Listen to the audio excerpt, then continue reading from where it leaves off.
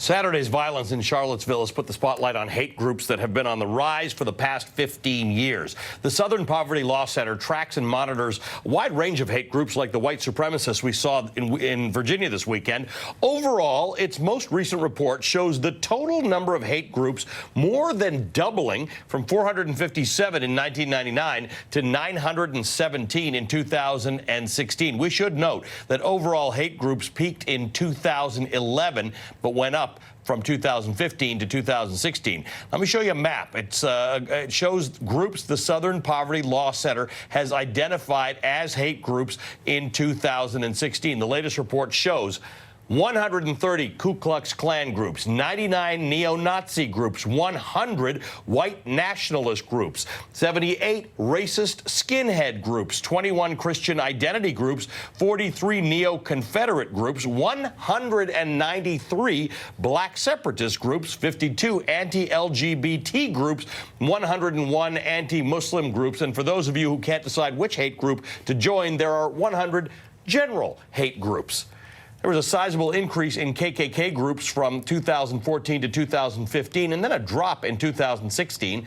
The Ku Klux Klan, of course, is the most infamous, the oldest American hate group. African Americans have typically been the Klan's target, carrying out Civil War-era tar and featherings, lynchings, and rapes against those who challenged white supremacy. But they have also attacked Jewish people, immigrants, and gays and lesbians. The Southern Poverty Law Center reports that the most drastic growth was the near tripling of anti-Muslim hate groups from 34 in 2015 to 101 last year. For more, I want to bring in Roland Martin, host and managing editor of NewsOne Now. Roland, I get we've talked about this. You and I have talked about it for years, but it does seem strange that we're going in the wrong direction with hate groups. Yes and no. First of all, what you just laid out, this is America. So all the people who've been tweeting, this is not us. No, this is us. Racism has been in the DNA of America since its inception. If you read the book Dark Bargain, you will see the role race played in even the creation of the U.S. Constitution. If you look at of course, the Great Compromise of 1877 that created Jim Crow, race-based, going through all the way, of course, the Civil Rights Movement and Black Freedom Movement. But I always make the point, Jim Crow had children. Jim Crow had grandchildren, and we're seeing that. But here's why we're not going back. It's because America's changing. And that I said in 2009, when I was at CNN, John Avalon and I were talking, and I said, John, we're about to see the rise of what I call white minority resistance. And that is, as we're moving forward, by 2044, America, no one group will be a majority in America. And so there's a belief among white Americans, a lot of white Americans, that, oh my God, we're losing our identity, we're losing our country, as if it was ever their country. So the issue, how do you solve for this? Because you don't really want to go down a road if white Americans some are fearing that there is an identity issue and they're losing it. How do you compensate for that? How do you deal with that in a way that doesn't make people feel threatened and make them feel that we can all move forward together? Well, it's very interesting because in September of last year, Pew did a study that asked the question, are you optimistic about the future economically over the next 10 years? African Americans, lowest on the wealth gap, highest optimism. Latinos, second lowest, second highest optimism. White Americans, highest when it came to the wealth gap, only 41%. Right. So when you see the attacks of affirmative action, when you see people talking about what's happening in corporate America, there's this belief that, oh my God, we're losing jobs. Well, if you look at where black folks were before 1970, we were locked out of numerous industries. And so these gains, the attacks that we have seen have really taken place since Brown versus Board of Education.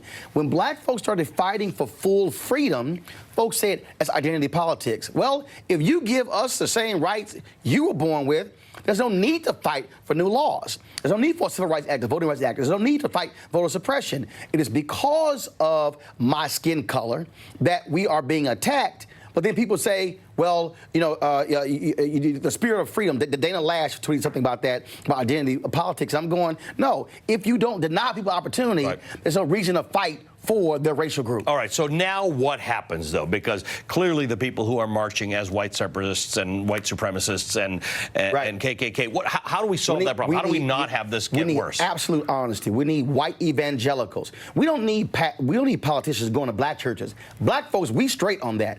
They should be going to white churches.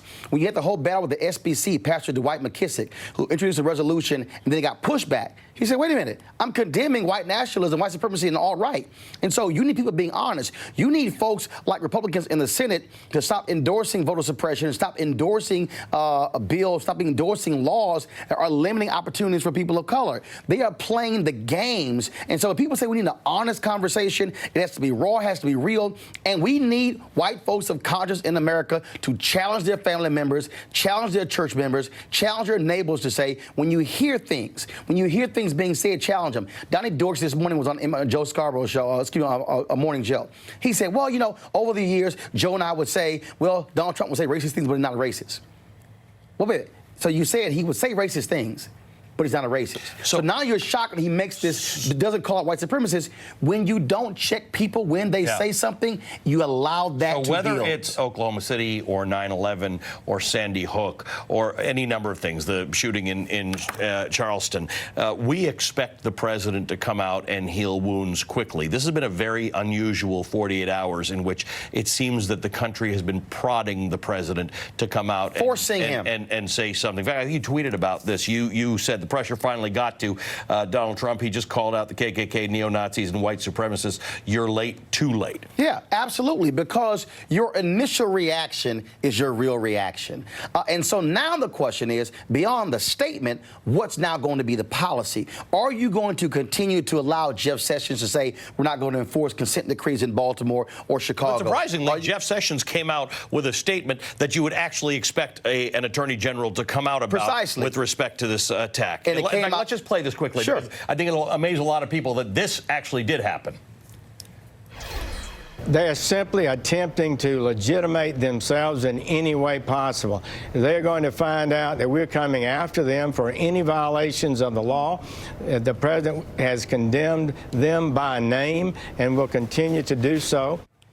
I mean, that was 10 times more enthusiastic than Donald Trump's initial condemnation about hate on all sides. But I also need Jeff Sessions, when he goes before white law enforcement, to say what he told to Noble, the black law enforcement, when he says we're going to go after cops who do wrong. Don't just say something to the black audience, say to white cops as well. We need honesty. And so when Republicans, I want them, they keep lauding Lincoln, why don't you actually go back to the roots of the Republican Party, that is being a party of freedom, a party of human rights, not denying rights. And Democrats, they're not off the hook as well, because too many Democrats are silent as well. Race is an American problem. It is the bedrock of our country. And apparently confront it. If you did not know that it was, this weekend was a big reminder. Roland, thank you. Thanks so much. Roland Martin is the host and managing editor for NewsOne Now.